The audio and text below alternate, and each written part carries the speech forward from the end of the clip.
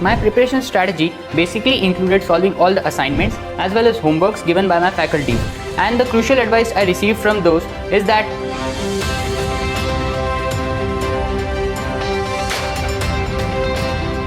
Hello friends, my name is Rohan Shukla. I am studying in Ahmedabad Ambawadi branch and I was pursuing a 2-year program for JEE Mains and Advance. I basically figured out about Akash myself when I was considering my options for JEE, and that's when I realized that the material and the opportunities provided by Akash were one of their kind, and therefore it was the best option. I joined Akash back in year 2022 in my class 10th. I joined it because I received several positive feedbacks about their coaching, about their material, as well as due to the well-known reputation of Akash in the education field. My preparation strategy basically included solving all the assignments as well as homeworks given by my faculties.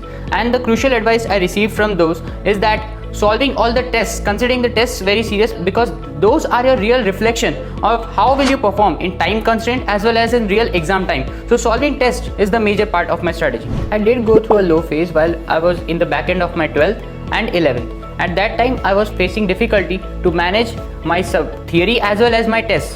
That is when I sought advice from my faculties, and they advised me to focus on test rather than theory, because that is how you would learn to apply the theory rather than just memorizing them. Apart from clearing my doubts and my concepts, which they were excellent at, the plus point was that they were quite easily reachable.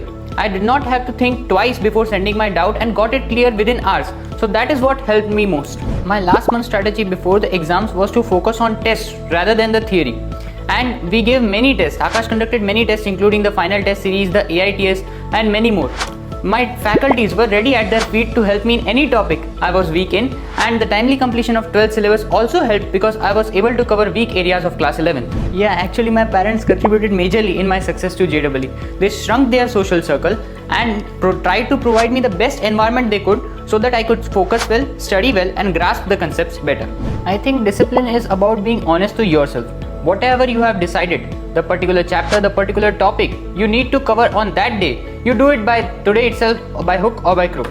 So that is what I tried to follow and achieved it most of the times. Now, discipline is also about sticking to your study patterns strictly, not deviating from it. So that is what plays a major role. My favorite pastime was to play chess online.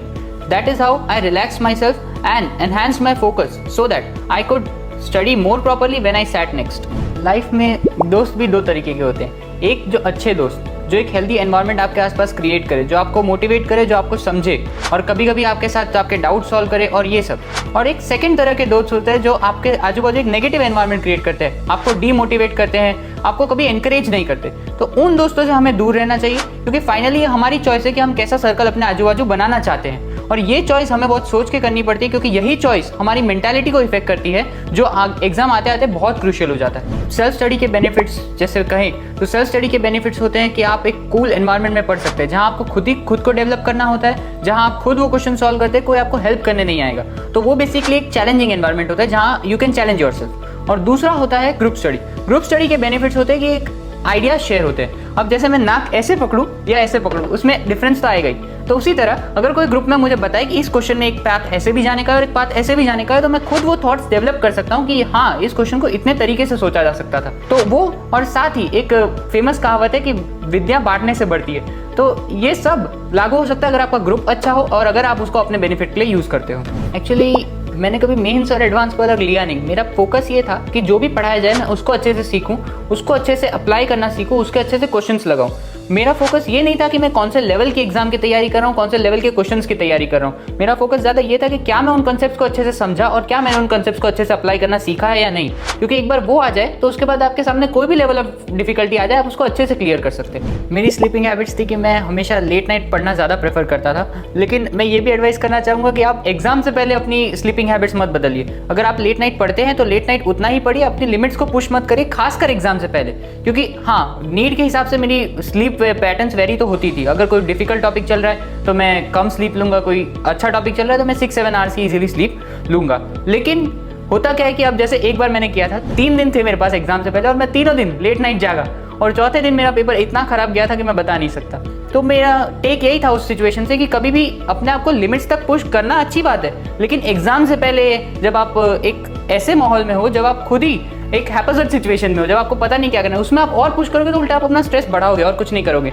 तो exam लिखने का एक और ये होता है कि अपनी मेंटेलिटी आप पॉजिटिव रखिए, आप ये रखिए कि हाँ ठीक है, जो भी आएगा फेस करेंगे, कामली फेस करेंगे, पैनिक नहीं होना है उस सिचुएशन में। मेरा तो स्ट्रेस से टेक ये था कि आप स्ट्रेस पे ज़्यादा फोकस मत करिए, स्ट्रेस को आप इस तरह फोकस मत करिए कि आप उसको और कॉम्प्लिकेट कर दें। क्योंकि जनरली क्या होता है, जब कोई आदमी स्ट्रेस में होता है तो वो जनरली ये करता है कि वो और उसको पजल हो जाता है खुद ही, और वो सिचुएशन को और कॉम्प्लिकेट करता है। तो वो आप करना अवॉइड करें। अगर आपको कोई सोल्यूशन खुद नहीं मिल रहा है तो आप अपने टीचर्स से बात करिए, अपने फैमिली मेम्बर्स से बात करिए, अपने फ्रेंड्स से बात करिए। और अगर फिर भी सोल्यूशन नहीं मिल रहा है तो मैं एडवाइस करूंगा कि कुछ देर उस स्ट्रेस से दूर हो जाइए, अपने आप को फ्रेशन अप कीजिए, जो भी आपकी हॉबीज़ है, जो भी आपकी एक्टिविटीज़ है वो करिए, और फिर उस पर आप रिटर्न करिए। क्योंकि जैसे मैंने पहले ही कहा कि ये सॉल्यूशन नहीं है कि आप एक हैपेजेंट मैनर में, एक पजल्ड मैनर में कोई पेपर लिखे। आपको मेंटली स्ट्रेस फ्री होना बहुत ज़रूरी है किसी भी पेपर के लिए। शेड्यूल में तो मैं यही कहूँगा कि इतना भी स्ट्रिक्ट मत कर दो कि आप उसको कभी अचीव ही ना कर पाओ। शेड्यूल आपका वेरी करना चाहिए, आपका शेड्यूल ऐसे वेरी करना चाहिए कि वो उस परिस्थिति के लिए, उस टाइम के लिए बिल्कुल एप्ट हो। आपको ये शेड्यूल बनाना सीखना पड़ेगा। ये आप कैसे बनाएंगे? अपने फैकल्टीज़ की हेल्प से। वो आपको पहले देखिएगा, एडवाइस करेंगे कि जिस भी सब्जेक्ट में आप वीक हो उसमें ज़्यादा फोकस करो। और जनरली ये हम करते हैं, ये ट्राई करते हैं कि कोई भी टॉपिक पढ़ाया जाए तो उसके 2-3 दिन में हम उसको कवर कर ले, ताकि वो बैकलॉग ना बने। क्योंकि जिस दिन से आपने बैकलॉग बनाना चालू किया वो फिर कभी खत्म नहीं होगा। हमें 11th में जैसे प्रोवाइड किया गया था achiever, success achiever and success magnet, वो दोनों बुक्स बहुत अच्छी थी क्योंकि वो एडवांस और मेंस के लिए अलग अलग लेवल ऑफ क्वेश्चंस हमें देती थी। हमें वो फेमिलियर कराती थी किस टाइप के क्वेश्चंस हमें मिलेंगे, क्योंकि 11th में हम नए थे, हमें पता नहीं था कि हम कैसे टाइप के क्वेश्चंस फेस करेंगे। और दूसरी है उनकी मॉड्यूल में कोई कंसेप्ट ऐसा नहीं है कि जो अनटच रह गया, और कोई टॉपिक ऐसा नहीं है जिसके क्वेश्चन ना बने हो। तो हर PYQ की वो लिस्ट जो स्टेप 2 और स्टेप 3 में दी गई है वो, और प्लस जो थियोरी दी गई है, वो दोनों बहुत एक्चुअली एक बहुत अच्छा मटेरियल है आपको किसी भी एग्जाम के लिए प्रिपेयर करने के लिए। क्योंकि ऐसा नहीं कि सिर्फ आप JEE के प्रिपेयर करें तो आप सिर्फ स्टेप 2 सॉल्व करेंगे, ऐसा कुछ। वो आपको जनरली एक तैयार करता है कि आप उस कॉन्सेप्ट को कैसे अप्लाई करेंगे in future life also. Final test series ने एक्चुअली बहुत मेजर रोल प्ले किया। कोई भी आप एग्जाम देंगे तो ये नहीं होगा आप जो पढ़ के गए वही आएगा। वो आपको सिखाता है कि आप कौन से टॉपिक्स पढ़ के गए, उसमें आप किस में वीक हो, किस में स्ट्रांग हो, किस में आप मॉडरेट हो। और एक दूसरी चीज़ जो हेल्प करती है वो है आकाश का शेड्यूल टेस्ट का। हर FTS के बीच में कोई एग्जाम आती है और कुछ गैप होता है। वो कुछ गैप बहुत नेसेसरी है क्योंकि आप अपनी मिस्टेक्स को एनालाइज करेंगे, आप अपने टॉपिक्स को स्ट्रॉन्ग करेंगे और नेक्स्ट टेस्ट में आप उससे भी ज़्यादा रेडी होकर बैठेंगे। तो मेरी एडवाइस तो यही रहेगी कि कोई भी टेस्ट हो, आपको कितना भी आता हो, आप वो टेस्ट अटेम्प्ट तो पक्का करें, क्योंकि उससे आपको पता चलेगा कि where do you stand actually. क्योंकि थियरी, मैंने देखा है ऐसे भी लोगों को जो सिर्फ थियरी पढ़ते थे, एग्जाम नहीं देते थे, लेकिन that is a bad habit. JEE is indeed a very difficult exam, but my inspiration, I had first decided that I would take the science stream because that's the area that interested me the most. Now, in class 10th, I realized that maths is my favorite subject and therefore engineering. And the second reason was that I belong to an engineering family where both of my parents are engineers, so I was already encouraged to take the engineering field. My advice for JEE aspirants would be to follow all the advices and the guidances given by their faculties. They are the most experienced and they have guided hundreds of like you to your goals. Now, secondly, I would like to say, don't hesitate to clear your doubts. Don't hesitate to ask them. Don't even leave a single question unsolved. Keep a proper bonding, proper respect and proper friendliness with your faculties because that is how they will be able to understand you much better and clear your concepts much better. Last में तो मैं बस एक big thank you बोलना चाहूँगा अपने parents को, अपने फ्रेंड्स को और खासकर मेरे फैकल्टीज़ को। मुझे अभी भी याद है मेरी एक प्रॉब्लम थी सिली मिस्टेक्स।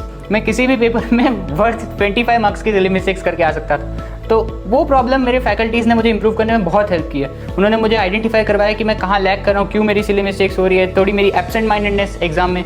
तो उन सबको इन्होंने इंप्रूव करने में बहुत हेल्प करी। तो मैं उस सब के लिए फैकल्टीज़ को थैंक यू बोलना चाहूँगा कि आपने 2 साल की इस जर्नी में मेरा इतना सपोर्ट किया। Thank you.